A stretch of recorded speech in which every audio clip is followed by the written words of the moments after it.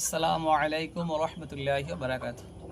আল্লাহ নবী সাল্লাল্লাহু আলাইহি ওয়াসাল্লামকে একবার হযরত জাবির রাদিয়াল্লাহু তাআলা দাওয়াত করেছিলেন। তো আল্লাহ নবী সাল্লাল্লাহু আলাইহি ওয়াসাল্লাম জাবির রাদিয়াল্লাহু তাআলার বাড়িতে গিয়েছিলেন, খানা খেয়েছিলেন।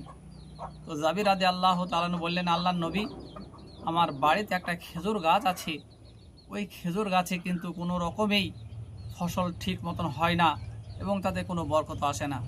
তো আল্লাহ নবী সাল্লাল্লাহু আলাইহি ওয়াসাল্লাম হযরত জাবির রাদিয়াল্লাহু তাআলাকে বললেন, চলো তোমার গাছটা দেখে আসি।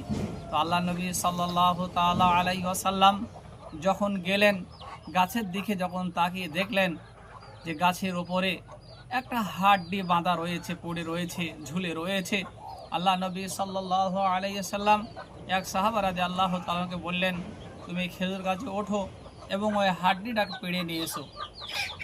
আল্লাহ নবী সাল্লাল্লাহু আলাইহি সাল্লাম তিনার কথা শুনে সাহাবা রাদিয়াল্লাহু তাআলা যখন হাড়টা পেড়ে নিয়ে আসলেন, আল্লাহ নবী দেখে বুঝতে পারলেন যে এটা কোনো একটা বেদিন ইহুদি নাপাকের একটা হাড়, কোনো একটা জিন এসে সেই গাছে বেঁধে রেখে চলে যায়।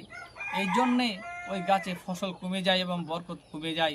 মহতরম বুজুর্গ দোস্ত আমার, আল্লাহ নবী সাল্লাল্লাহু আলাইহি সাল্লাম বললেন যে একটা বেনামাজির হাড় যদি একটা গাছে থাকে, সেই গাছে যদি ফসল কমে যায়, বরকত কমে যায়, তাহলে আমাদেরকে চিন্তা করতে হবে। আজ আমরা বাড়িতে বসবাস করি, আমরা পাক পবিত্র অবস্থায় সবসময় থাকতে পারি না, আমাদের রান্নাটা আমরা ঠিকভাবে করতে পারি না। এর জন্য আমাদের প্রত্যেকের উচিত, প্রত্যেকটা মা বোনদের উচিত, খাস করে যখন আমরা রান্না বান্না করব বা সংসারে কাজ করব, সব সময়তেই যেন আমাদের শরীর পাক থাকে। পাক অবস্থায় যদি কাজ করা হয়, বিসমিল্লাহ বলে যদি রান্না বান্না শুরু করা হয়, আল্লাহ পাক অবশ্যই তাতে বরকত দান করবেন।